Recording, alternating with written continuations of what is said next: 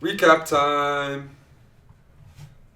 Hey guys, we are going to do the recap now. We're taking a look at the game 4 from the World Chess Championship. Magnus Carlsen with the white pieces today, Fabiano Caruana with the black pieces, and this game is a highly anticipated recap video, I think. So we're going to get right into the action. In terms of starting moves, I can't say that I necessarily expected c4 from Magnus myself, but it seems like what he's doing is he's testing the waters. He's trying out d4, he's trying out c4. Maybe he'll default to e4 later on, but it seems like maybe at the moment just wants to avoid the Petrov. Could be the case. Yep, I wouldn't be surprised to see Magnus end up playing all three or all four starting moves. E4, D4, C4, maybe even a knight F3. We'll see. Yeah. E5 is Caruana's response to c4. Most people's response. I mean, pretty much the most principled move. Taking the center, since white didn't. Knight c3, knight f6. And the only thing I was thinking that Magnus might want to avoid playing into a position where Fabi gets to play c6, because he's had a lot of games in this structure. So instead he goes for the 4 knights, makes Fabi commit knight c6, and then plays g3. So after d5 we get this position, and this was kind of the foundation of how the pawn structure was going to look for the game. And as you pointed out, we see Magnus playing kind of a Sicilian-ish structure from the white side. Yeah, and he played 2 Sicilians as black with a fianchettos, so very comfortable. This is all mainline. Bishop c5 is trending. Caruana helped introduce that because the main move is knight b6. And you play bishop e7, castle, and it's pretty much a reverse dragon. Right. Bishop c5 is a more recent move that's jumped in popularity, and Caruana is one of the top players to employ it. Right.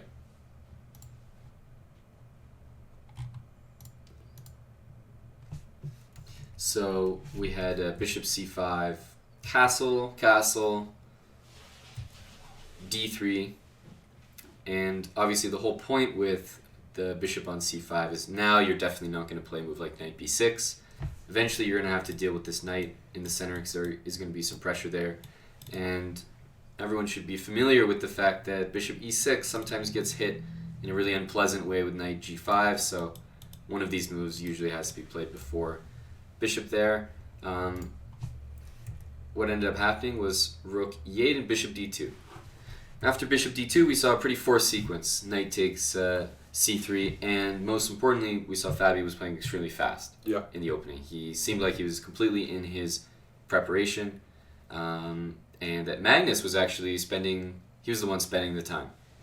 So, I mean, when your opponent is playing that fast, you don't question a lot of his moves, but it seemed like he was very comfortable the entire opening. Yep. So this was the sequence that we saw. Fabi initiated a lot of trades after knight d4. And initiating the trades is something we think, it makes a lot of sense, especially against a player like Magnus, who really wants to maneuver and keep the pieces on the board. That's one of the reasons he probably chose c4 as the first move, because it has less forcing opening lines than e4 and d4. In a lot of cases, there's less theory. Yeah. So I think it also, for the match situation, it made a lot of sense. If Fabi was playing weaker player, maybe he, keeps the pieces on. But this is easy, understand, easy goals, trade off, develop. Yep, and that's what he did. b4 looks like a free tempo on the bishop here. If knight takes f3 to really accelerate the trades, I think the only issue that might have been here was maybe the move b5. Yeah, we like this. Just putting a clamp on these light squares here. Here you can even consider a move like bishop takes b7, and Let's just say rook e1, for example. Sure. And if you play a move like rook b8, I play queen, let's say queen a4, and it's already uncomfortable. Yeah. d4 is hit, a7 is hit. Weaknesses everywhere. those 3 pawns are extremely hard to defend, and white is just significantly better here. So yeah, it's not the easiest position to play. You can't just force everything off. Chess is not that simple to just trade everything against the current world champion and expect to be equal. So bishop d6, he played pretty quickly again in his prep. I thought that made a lot of sense. Bishop b6, a4, and white continues to gain some space on the queen side. So bishop d6 was some more Caruana preparation. And I thought here, we looked at some lines and it was like, you can't be too greedy here. Takes, if bishop takes g3, right. We just take back. We're just going to, there's this line where you just look at all these forced moves. Checks. This is a bit messy. Both kings are in the open, and maybe the g file favors black. Right. So this wasn't necessarily it. Or this is something Caruana would maybe hope for. He would go for that, yeah. On the other hand, just this trade and queen d2, if we play a couple more moves, let's just say bishop to g4. Let's say c6. Yeah. e3, queen somewhere, maybe even d4, where we don't have to do it. But here white has more space. Black won the h-pawn. White won a center pawn. That's not an even trade. So this would be favorable for white. But instead, the idea after bishop d6, I think, was that after knight takes d4, bishop takes, there's bishop takes b4. And so why was this okay for black? Because you're still, as black, getting a wing pawn for a center pawn. But you did think this was okay, right? Yeah, we were looking at some moves here, and just an example, bishop to b2, and we're like, oh, we're really happy if we can push the center, e4, d4. Bishop g4 seemed a little annoying here, and the fact that we can't play rook e1 causes some issues. Yeah, so f3, bishop f3 never looked good, and it's just, this might get tactical, but because Fabi was in his prep, you figure that it's definitely something that he had the confidence to go for because he had the engine prep. Yeah. So very specific reasoning, but that's what happens when you're well prepared there. So rook b1, knight f3, some more trades, because now the pawn was hanging. Now it really was hanging, b4 was defended. And here it's important to point out that, of course, white's plan is just b5. This is the same problem that we mentioned earlier. The b7 pawn is going to be really an issue here, and if you play c6, potentially I could just go for that. Might just play a4 and it could transpose. So after a6, stopping b5 momentarily, a4 renewing the threat, and c6 probably left us with a pretty important moment in the game. I think the most important moment, or the moment where many people we were all a little confused. Yeah. This is English. You use your queenside majority. You push your pawns. Your bishop has that diagonal. b5 seems so natural. Yeah. And Magnus took a bunch of time here. He was behind on the clock, and he chose rook e1. And we're going to go ahead with that. But b5 is, let's put b5 on the board. That made... We were really looking at this. Just to say a few things about this. First of all, if you do nothing, usually taking here will force black to take back. And any position that looks like this is going to be really bad for black. You're suffering a lot here. But essentially what it looks like is that if black takes the pawn and pushes, that you still do a bit of suffering here after queen a4, maybe rook a1, rook c1, and you just have this nagging pin to the rook, and no good way to get out of that. Maybe b6 to disconnect the very active pieces for white, and an imbalance would be suitable for someone playing for a win, being ambitious as white. Yeah.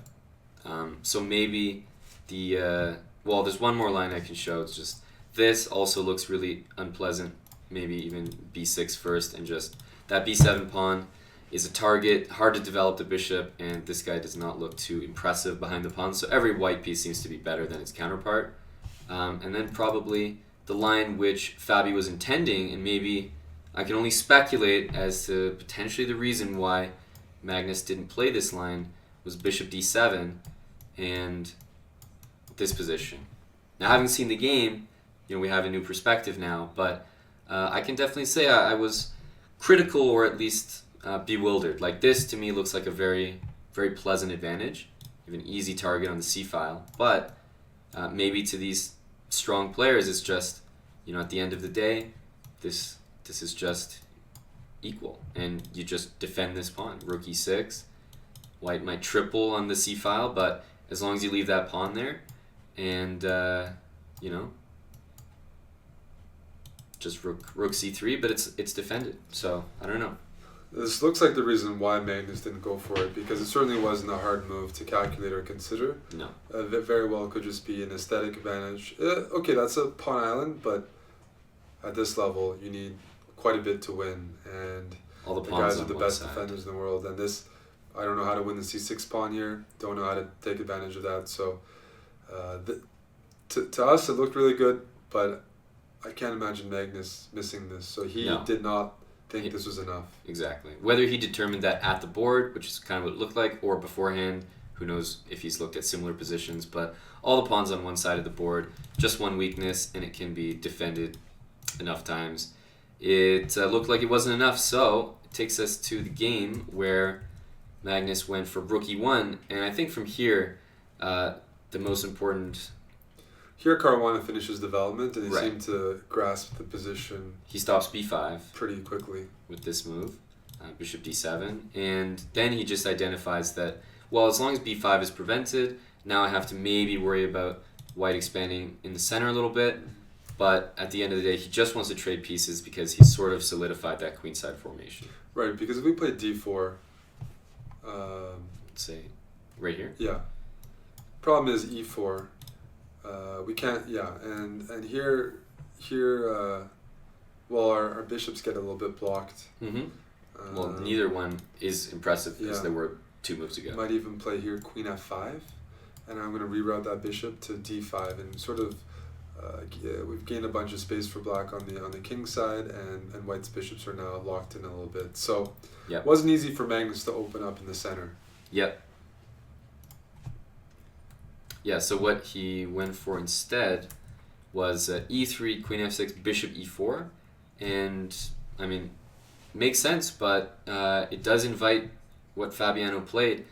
Mixed emotions about this move, I think, because the resulting position does not look very visual for Fabiano, but he got 2 important trades. He got rid of a bishop, he has a queenside pawn majority, everything seems to be able to be defended, and he traded the queens off the board. So, all seems like... Magnus forced the queens off. That was his choice, going for this endgame.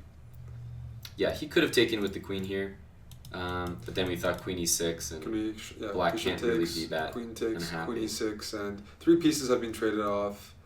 And after queen d5, we're like, well, this looks very similar to the other position that he rejected. Right. Black's maybe got a little bit of a better version than that one. Same exact thing. So... yeah, it's just hard to push that advantage is how it looked. So he chose this, and I think my opinion of this endgame actually changed as the endgame went on. At the start, I thought, well, Fabi can just sort of bring his king in the middle. It's nothing really to worry about. He's got the 3-on-2 over here. This looks bad, but maybe it's just visual. And then as play developed, I started to really like what Magnus had done. He puts the bishop on e1.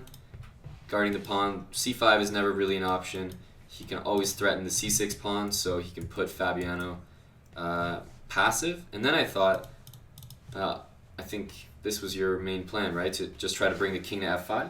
King to f5, I'm pretty safe on the light squares if I can get there. That puts pressure on f6 and e5, which are dark squares, which white can, play f4, bishop c3, and really get a lot of pressure on. So that to me seemed like the main, it really is the only way to play, because the c6 pawn is a weakness, but let's just say double on the c file and put the rook on a6. There are no more pieces to pile on c6. There's no, our king's not going to end up on d7. So this is just not enough, and b4 is still a weakness for white.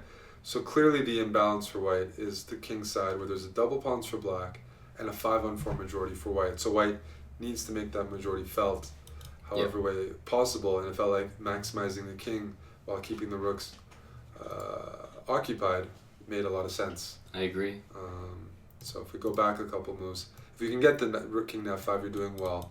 Now black's going to resist, and I think we saw something like that in the game. But just to show maybe like how bad it could be, black just tries to wait around and say that he's defending everything. I think pretty quickly the move f4, already we're threatening to just win a pawn. If you take, I might take back. Bishop c3, rook g2. This is going to be a mate pretty soon. Yeah. So you can see how bad it gets really quickly. Even bishop d6. Remember a move like g4. h4. That's a cool one as well. Maximizing everything. Just way too many ways to lose this position. So after analyzing a few of those ideas, it felt like king on f5 was really good for white. And after h5, there seemed to still be a few ways to try to get it there. I think the main one we were looking at was h4 and now g4, trying to encourage this. We definitely can encourage it. We thought white was still the one pushing here because everything else was sort of frozen, and nobody can. And this is where the tension is. At the same time, it wasn't. If black doesn't take on g4, which he shouldn't, it's not entirely clear how white forces the action. Yeah. You can play, for example, let's just play rook c7 to demonstrate king. Let's say king g3. I can't. I can't force my way through. I have to continue digging and looking for a solution. Maybe I have to commit to f4 at some point. I'm not sure. It's still a game. Black should still be okay, but white's still trying. Maybe this would have been a better attempt. It's certainly not winning, but it's all about just the accumulation of pressure. And so here it might have had to do with like, at some point we have to consider giving up our b4 pawn for the c6 pawn. Probably it's not enough. I'm sure Magnus considered this. But yeah, this was one of the something like this, for just as an example. So trying to take this pawn and then maybe hit the f pawn as well. Let's take on h5. Rook takes. Yeah, unfortunately here everything gets traded off. Rook g4 check. Yeah, there's some. Yeah, with accurate play. Yeah, you see what happens, but in CARLSEN's style, he could have prolonged. Could have made him do a bit more suffering, because what we saw in the game was black got f5, trade away those double pawns. Although white plays f3 and e4, basically black just sits with the king on e6, and now. Right. Well, black undoubled. If we talk about the last few moves, black undoubled his f pawns. His king went from g8 to a very centralized square of e6 where it can pivot between the king side and the queen side, which is ideal. Yeah. So got rid of a weakness, improved his piece. White improved his king to the center, but again, not enough. Black seemed to get more from that. So that's pretty much. That's pretty much it. Bishop d6, rook c1 was played, and now you can see. First of all, this is an offer right now, and after taking that, that'll probably just lead to a draw. So they offered a draw to one another instead, and it was accepted. Game drawn. Was this the final position? Yeah. Because I could play king d7 now, right? So bishop d2, bishop d6. Wondering why I draw. What if king d7? Well, there's a repetition. Rook b1, king e6. The players maybe were just thinking that's one way we're going to repeat. Right. Definitely. Yeah. So the round 4 game was drawn in the World Championship match. The players are now tied 2-2 in the match overall. Nobody has won a game yet. Magnus probably came the closest in round 1, but we haven't seen any advantages really pushed that much since then. So rest day tomorrow, and we look forward to what happens in the next round. Push him, baby.